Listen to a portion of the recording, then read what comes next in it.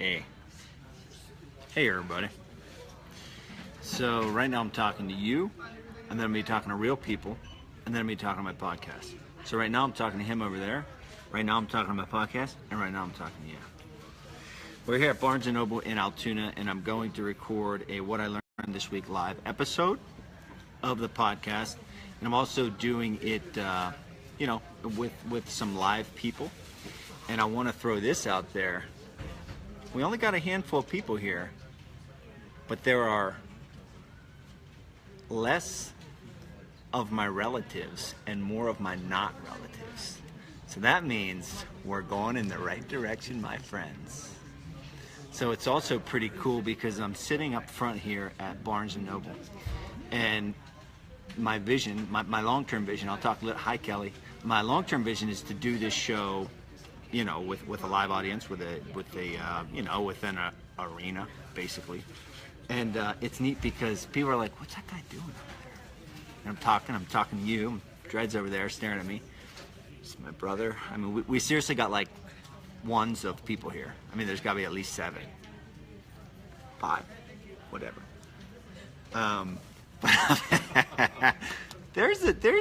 We have Mitch. Mitch is a regular. We have Matthias. Matthias is not a regular, but he's my friend. He's a lifelong friend. He is a friend. See, this is support. We have Mr. Palfy. We have Dred. We have my brother. We have Matthias. We have Mitchell. We have Christina. These are my loyals. And you know what they say, Mr. Palfy? You know how you get to the top of Mount Everest? One step at a time. One person at a time. So if you're in the Altoona area, stop by. Otherwise, just keep watching on here. And Dred is handing out flyers to the passersby. All right, so we're gonna record what I learned this week. For the people who are here, I mean, I think you most know what I do, but Facebook Livers, if this is your first time tuning in, so I'm self-anointedly, don't tell anyone, the world's toughest lifelong learner.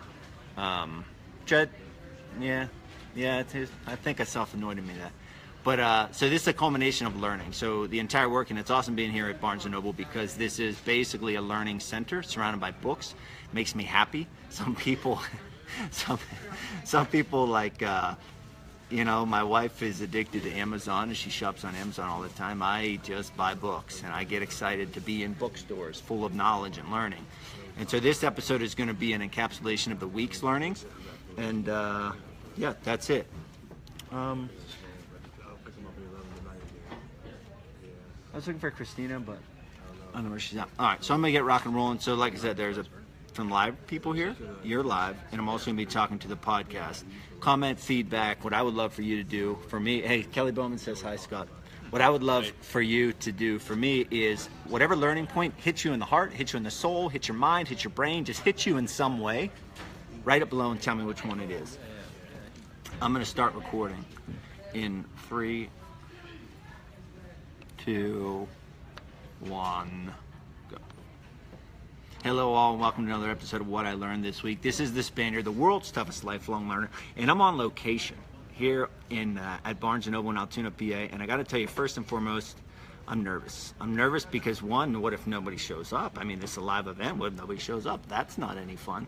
I'm also nervous because I'm talking to a microphone, I'm talking to Facebook Live, and I'm talking to real people. So there's like 3 lines of communication going on here. Ultimately, it's the same sentences, the same words, etc., but it is a little bit different. But like I've been referencing this a lot, but my long-term goal is to turn learning into a livelihood, and the way that I do that is by making learning fun and making learning entertaining. And the What I Learned This Week episodes are just that. It's an encapsulation of the things that I've learned, the books that I read. Right now I'm reading 12 Rules for Life by Jordan B. Peterson, and it's really, I think a lot about this, but why am I doing this? What's it about? Is it about a thing? Is it about mental toughness? Is it about mindset? Is it about what? But really it's about wisdom. I'm going to dive into the 12 Rules for Life. I'm going to talk about finishing up the book, Servant Leadership, as well as some podcast interviews that I did as well. So if you're new to the podcast, I sincerely appreciate tuning in now.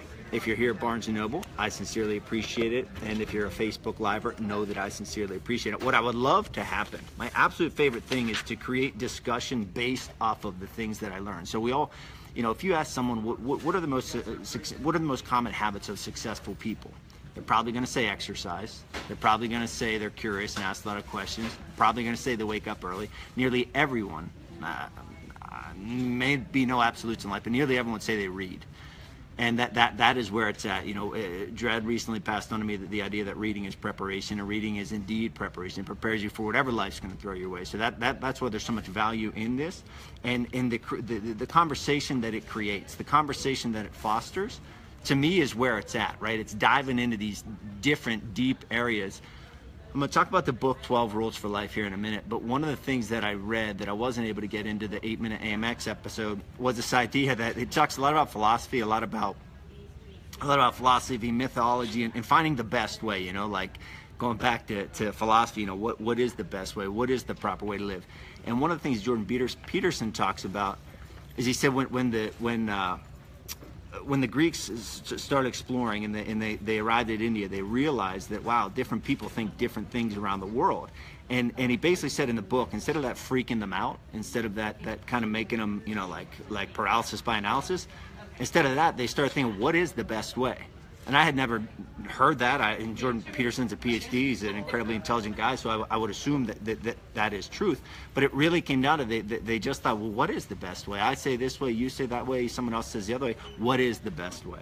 So that really, that really kind of serves as, it's revealing itself as the point of this show, as the point of the Spaniard Show, World's Toughest Lifelong Learner, AM Excellence, whatever is found under this banner, pays homage to reading and wisdom, etc. So I'm going to dive into what I learned this week. And this is a 55th week, so I've been chronicling my learning through my journals, through my notebooks, which are one day going to be, maybe not in a museum, but at least in my kid's drawer or my basement, or my wife might throw them out. I don't know. Honey, don't throw them out. But this is the 55th week that I've created these documents. Visit charliespaniard.com, opt into the email list to get this sent to you every Friday. But I take 3 points a day from the books that I read. I put them in my notebook. I extrapolate on them. I relate them to your life, or relate them to my life. And then from there, I pick one of them and I put them in the What I Learned This Week document. And this is what I would email to you every Friday. So charliespaniard.com, opt in. And these are, like I said, these are learning points that kind of smack me in the face, and they touch my soul. A lot of times they make me cry. I'm not going to lie. They make me cry. I was watching a movie last night, Wind River, and there was a quote from that movie where it was talking about wolves. And I'm going to talk about wolves in today's reading. I got chills already talking about it. And in the movie, Jeremy Renner was the actor, and he's talking to the actress, and he said, wolves don't hunt unlucky deer, they hunt weak deer. So wolves don't hunt unlucky deer, they hunt weak deer. And to me, I'm a fighter, and that's what I do, and that's what I love, and that's what I thrive on, and the primalcy, and the intimacy, and the Rocky Balboa. I've chills in my body right now, because that, to me, is what it is, right? Jordan Peterson talks about chaos and order, balancing this chaos and order. And at the end of the day, that to me is what it's all about, is balancing that chaos and order, and stepping in between what you're comfortable with and what you're uncomfortable with. So the first thing I want to talk about comes from the book The Servant by James Hunter, and I was recommended this book by a really successful CEO, and he recommended the book, and it's a fable, but it's an incredibly beneficial fable. And it's talking about servant leadership, identifying, meeting the needs of those whom you serve. It sounds a lot like leadership, but there's a little bit of a twist on it. And the attributes, doesn't come outright and say these are the attributes of servant leadership, but it more or less says these are the attributes of servant leadership. And I want to read them off, and you're going to notice something. One, they're incredibly simple, not always easy, but they're incredibly simple. And you know what? They don't cost a thing. Kind of like love. You know how that love don't cost a thing? These don't cost a thing either. The attributes of servant leadership: patience, showing self-control; kindness, showing appreciation for other people. So I'm saying these so you can implement them, so I can implement them. You don't have to do all of them. You don't have to memorize, whatever, but pick one of them. Patience, showing self-control. in good times and bad. Kindness, showing appreciation for other people. Empathetic listening, listen to people, look them in the eyes, talk to them, have sincere communication. Humility, this is one of my favorites. Humility, knowing what you're good at, and being okay with what you're good at, knowing what you're not good at. One of my favorite things about people, and honestly what fighting did for me, was it let me know what I was really good at, and let me know what I was really bad at, the areas that I really need to focus on. And that's humility. Respectfulness, this was a really neat one. Respectfulness is treating people, and this is as per The Servant by James Hunter, treating people like they are important because they are important, right? Treating people like they are important because they are important. There's no facade, there's no nothing. It's I believe you're important, I will respect you. The next one is selflessness. Obviously, not think about yourself first, think about other people. Forgiveness, letting go of grudges. How many grudges do you hold? Right? I could have probably, and I'm going to say that I've improved in this area. Grudges, let go of the grudges. It's taking energy away. It's focusing on the wrong thing. It's not focusing on the right thing. Honesty. Truth, right there, truth. And I'm going to get it more into that with reading the book 12 Rules for Life. And then we have lastly, commitment. How committed are you? How stick-to-itiveness, right? Let's swap the word commitment for stick-to-itiveness. Do you have stick-to-itiveness? Are you committed? Do you stand for something or fall for anything? Are you committed to your way? And what I want to say there is they don't cost a thing. It's zero, zip, zilch. They do not cost a thing. The next thing, this comes from The Servant by James Hunter. And I wish all of you who are listening, by way of the podcast, by way of live streams, by way here at Barnes & Noble, I wish we could talk about this and ask this question. So discipline in the book is defined as, discipline is teaching ourselves to do what is not natural. Discipline is teaching ourselves to do what is not natural. What is not natural? I'll tell you what's not natural. Getting up at 4:30 in the morning. My brother who's sitting here beside me, I remember 3-4 years ago, I just heard him in passing say he gets up at 4:30. And I thought, that is the craziest thing I've ever heard. No humans do such thing. I can't believe you do that. Eric Thomas, who's the hip-hop preacher, who's a big-time motivational speaker, big-time brand. I think it was him that I heard first say he gets up at like 3 or 3:30 in the morning. I thought, this is inhuman. You're crazy. This is inhuman. And then I thought, wait a minute. If they can do it, maybe I can do it. Maybe I can teach myself to do what's not natural. Not natural is doing the hard stuff. Not natural is death by treadmill. Not natural is being obsessed with doing push-ups all the time. Not natural is doing the hard things. But those hard things, I'm not even going to say those hard things will get you to where you want to go, because there's no guarantee about it. But those hard things callous you. Those hard things build resistance, such that when that crud smacks you against the face, you have that resilience with which to fight back against that crud. Discipline yourself. Discipline yourself. Well, how do I discipline myself? I want to. Well, guess what? If you're not doing it, you don't want to. You don't want to. If you want to, then you do. And if you don't want to, you don't do. You need to, again, back to truthfulness, you need to get straight with that there. The next thing, and again, these bullet points are coming from my weekly episodes. AM Excellence is every Monday through Friday on my podcast feed, as well as a live stream on facebook.com/Charlie Spaniard. And then I also, on Tuesdays, I put out a Spanish episode. On Thursday, I have an interview. And Tuesday's Spanish episode, I throw in some grammar, some Sarah and a Star grammar, but I also talk about the idea of learning another language. And learning itself is tiring. Learning Spanish is tiring. Learning anything is tiring. Reading a book and actually trying to learn what you read is extremely tiring. But it's the same process. And the point here is whether or not you want to learn Spanish. If I said, how many of you care to learn Spanish? I don't know, 5%, 1%, 0%, are you going to raise your hand? But the idea of learning, the process of learning, that once you master learning one thing, it's that same process, it's that same system across the board. So it parallels nearly anything. It's a slow, gradual process. And if you're out there, I just met a young lady who was looking to learn Spanish. If there's any inkling of you that cares about Spanish, you should listen to the Tuesday episode. Or if you just want to hear a dude who's infatuated with Spanish and infatuated with the Hispanic culture and different and whatever, and the food and the dance and the language and the people, Tuesdays, listen to Speak Spanish with Spaniard. The next thing, and I don't ever want to come off as like this guy who sits on his throne and does everything right, because I certainly don't. But I do want to point out that this is the way that right things are done. And it's not me saying that. It could be me at times. A lot of the times it's the books that I'm reading. It's the incredibly intelligent, incredibly successful people that I'm listening to saying it so. And this, I believe this is the last quote from The Servant by James Hunter. He says, perhaps service and sacrifice are the dues we pay for living. Perhaps service and sacrifice are the dues we pay for living. Service and sacrifice, identifying meeting the needs of those whom you lead, identifying meeting the needs of those people around you, influencing other people in a positive way. Service and sacrifice, perhaps those are the dues for living. I remember hearing, it was on Facebook, and I feel like it was a military leader giving a speech to graduation.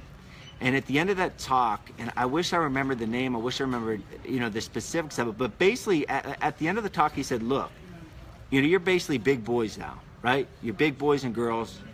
Excellence is no longer an option. Excellence is like the price of admission. That's our norm. That's our standard. That's what we do. That's how we act. So what James Hunter is saying here in The Servant is perhaps service and sacrifice are the dues we pay for living. Understand where you're at. Understand the gift that you have, right? Instead of looking at negative Nancy, instead of looking at what you don't have, look at what you do have, and understand that service and sacrifice are the dues you have for living, so step up. All right, now the next book that I started. This was, I think mental faculties is correct verbiage or correct pronunciation, correct grammar. But the book 12 Rules for Life by Jordan Peterson is stretching my mental faculties, right? It's stretching my brain. It's actually tiring. I read, today's Saturday that I'm recording this, I read this morning. I probably read I actually read for an hour, and I read like 20 pages in an hour because it is deep, it is textured, and to really process, comprehend, understanding takes a lot of work. And I asked Dred, I said, Dred, this book is deep. This is, beyond my cognitive abilities. Should I keep reading it? And he gave me a great analogy. He said, have you ever been on the wrestling mat, or have you ever been in a cage or fighting someone that was just years beyond where you are? And I immediately thought of Frank Yeager. Frank Yeager used to kick my butt on a regular basis. He said, did you gain anything from that experience? I said, absolutely. I learned proper everything. I learned proper technique. I learned proper, just training philosophy, talking shop after we trained, etc. But it also told me where I was at. It told me where I was at in my abilities and my capabilities and in basically the hierarchy that Jordan Peterson talks a lot about. So the book 12 Rules for Life, it is described as 12 profound directives for living properly within the order and chaos of our lives. And I'm going to simplify this, and the reason I love the setup of this show, how it's set up, is because of this. So order and chaos. This sounds pretty deep. Like order and chaos, what's Spaniard talking about? This is like foo-foo stuff. It was philosophy. What's he even talking about? Where's this going? Order and chaos. And in the book, Jordan Peterson talks a fair amount about the Bible, a fair amount about mythology, a fair amount about Taoism, a fair amount about a lot of different religions, spiritualities, etc. And I said to Dred behind the scenes, I don't know what he thinks. I don't know if he's Christian. I don't know if he's Buddhist. I don't know what he is. But then I think we kind of like simplify. He's truth. He's after truth. This book is called 12 Rules for Life, period. How to live properly. Going back to the idea of the Greek philosophers and traveling to India and realizing like, hey, they do it this way, they do it this way, they do it this way. What's right? What's wrong? Well, it's not about what's right or what's wrong. It's about what's the best way. So Jordan Peterson talks about this balance between order and chaos. Order being the things we know, chaos being the unpredictable things we don't know. Okay, so that may sound deep. What's he talking about? Well, we're systematic people. We like habit. We go the same route to school, to work, etc., etc. And then chaos is that thing that hits you out of left field. Or could actually be a fist or chaos. Anthony Johnson's shin across my face a couple years ago. That's chaos, right? It's unpredictable. I didn't see it coming.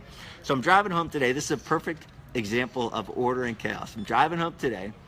My wife is away on vacation. Hope you're having fun, honey. And I'm driving home with two kids in the car. 4.5-year-old and 1.5-year-old. My daughter's watching her TV show, DVD, and Rocky, my son, is screaming his lungs out.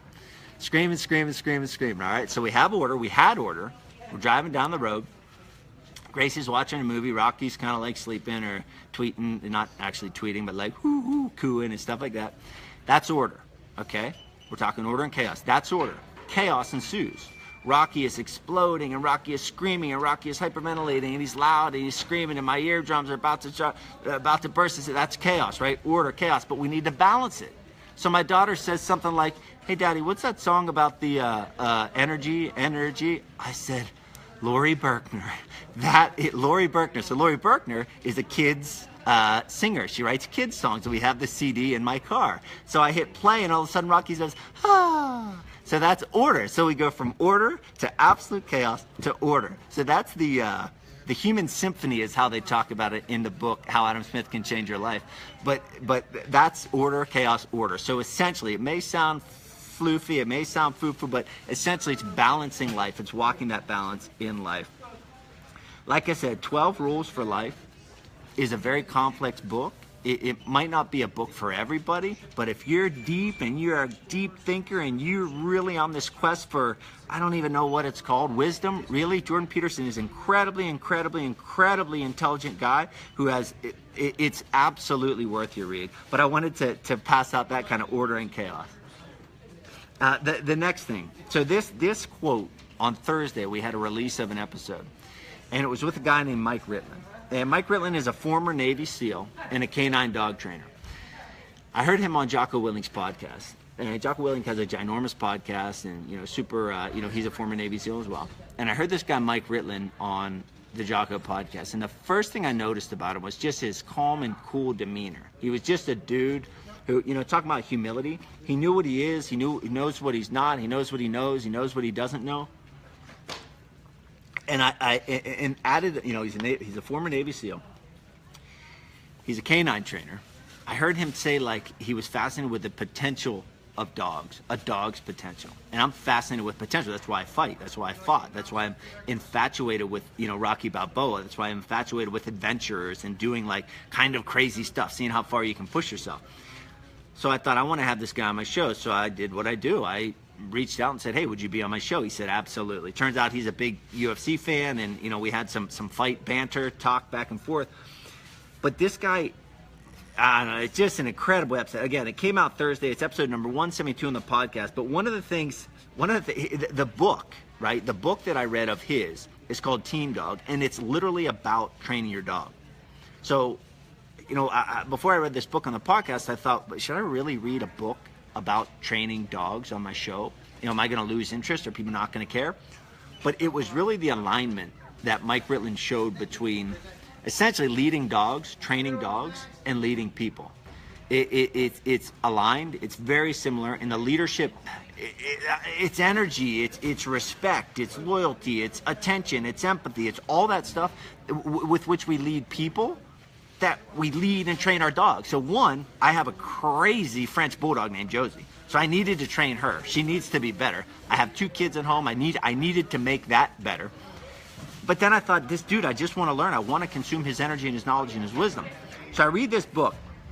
And one of the quotes that I want to share with you, this is from episode number 172 of my podcast. He says this: We've all known people that when they walked into a room, they commanded respect with the way that they carried themselves, the way they looked at people, the way they talked, and ultimately their level of competency in what they talked about. When you combine all of those things, it's actually easy to garner respect from any dog or any human. That's it right there. It's easier to garner respect from any dog or any human if you, and it's not just this, it's not a front.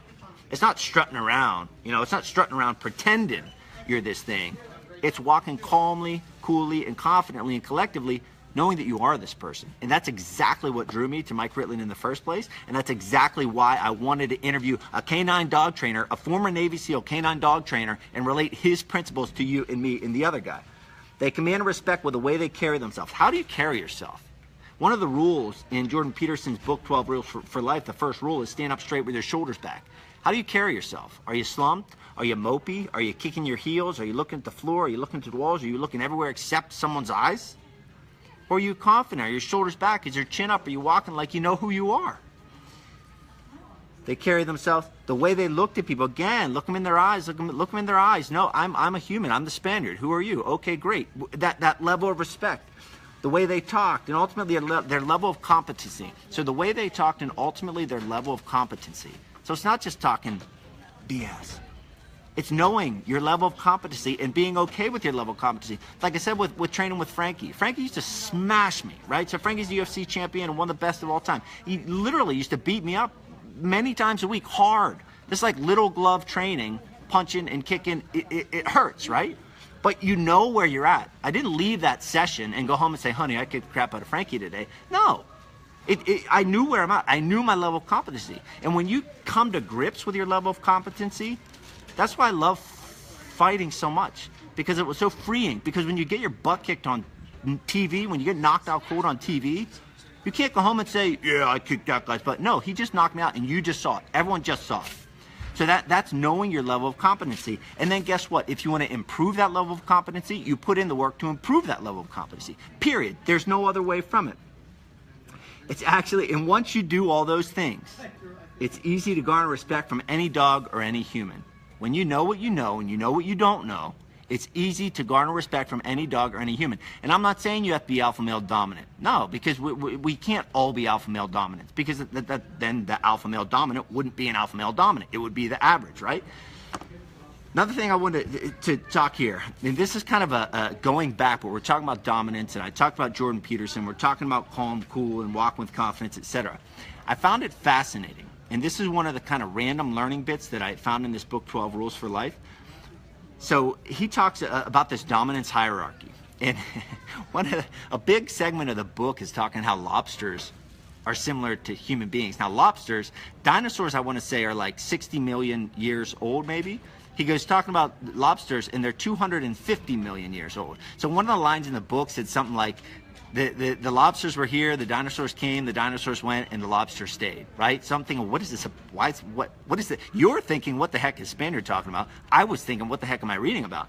And then he goes to talk about this dominance hierarchy that exists in the lobster community, for lack of a better word, and survival of the fittest. And when two lobsters fight, and again, I love fight. I love fighting. I love the challenge of fighting. When two lobsters fight, the dominant lobster, the winning lobster, gets a rush of dopamine. We as human beings, dopamine is one of the feel-good chemicals. So there's a very good common similarity there. The female, the women lobsters, then seek out this highly dopamined dominant lobster.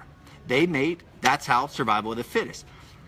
The losing lobster, and this is where it got like, oh my goodness, the losing lobster, it had chemical changes, meaning that it had low levels of dopamine.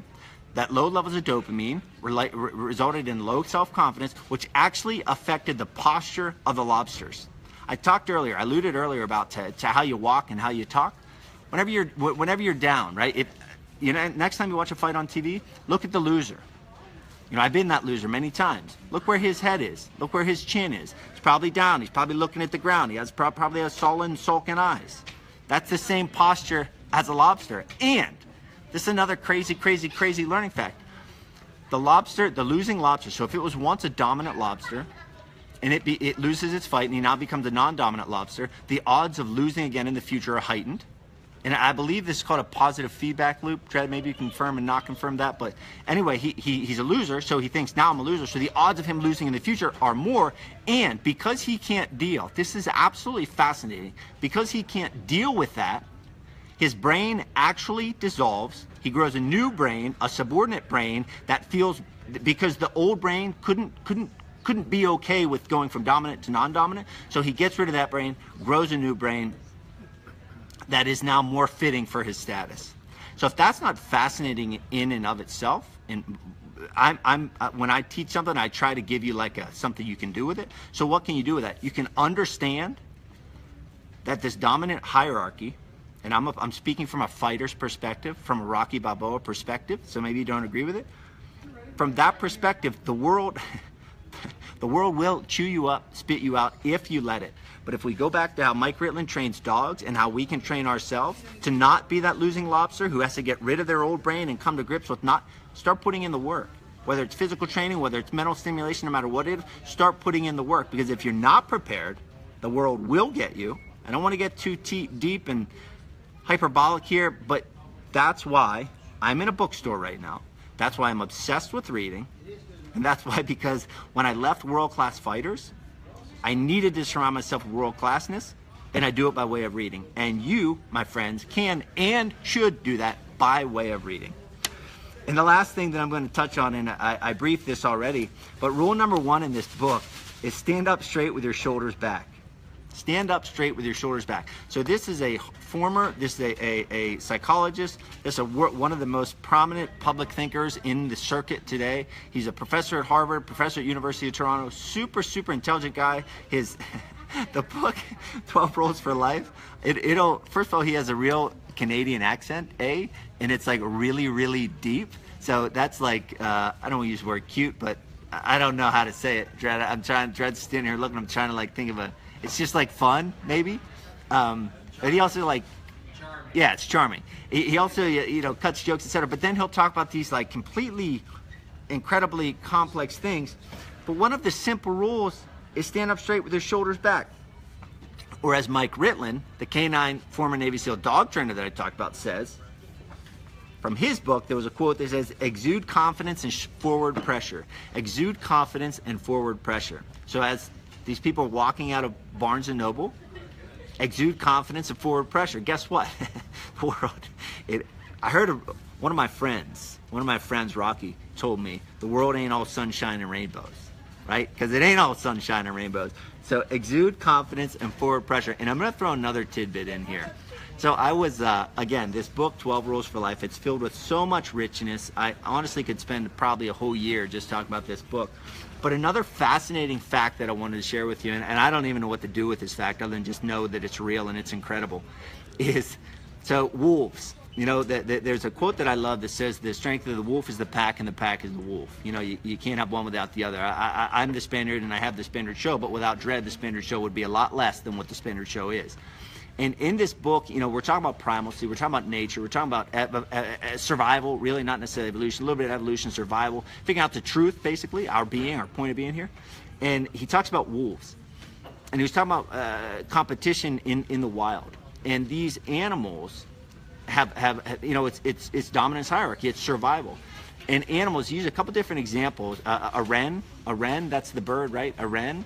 He used an example of that, like wrens like claiming their territory. But a fascinating thing about wolves was this. He said when wolves fight, first of all, he went through the song and dance that lobsters have. So lobsters have this song and dance. There's like 4 or 5 different levels of fighting.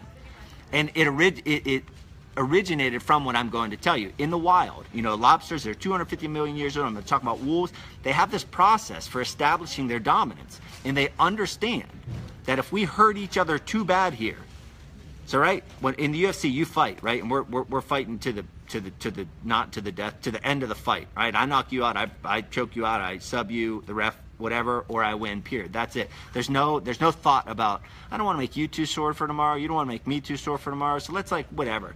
No, in the wild, okay, he talks about lobsters having this 4 levels, different ways of fighting, right? And then the last one is where they basically say, okay, this is to the death, and we're both basically going to lose because even if I win, I'm going to lose because I can't defend myself anymore. But with wolves, they said this. So in the wild, with wolves, they'll fight, but they won't fight to the death. So they'll like fight, bop, bop, bop, bop, bop.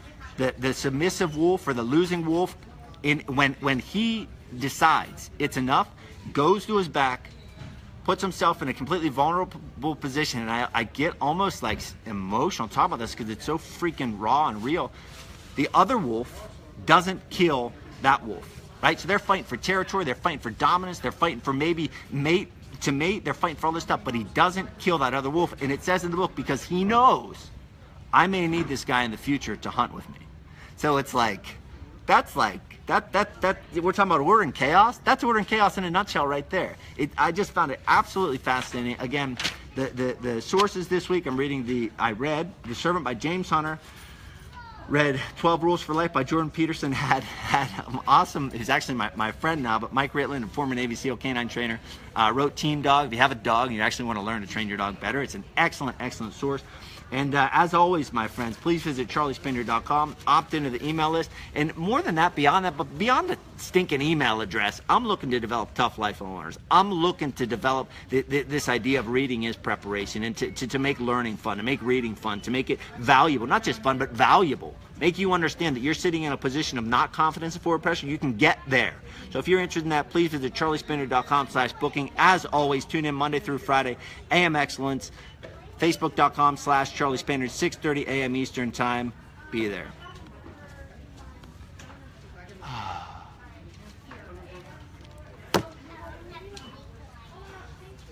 That's it, folks. That's it, folks. Monday, 6:30 a.m.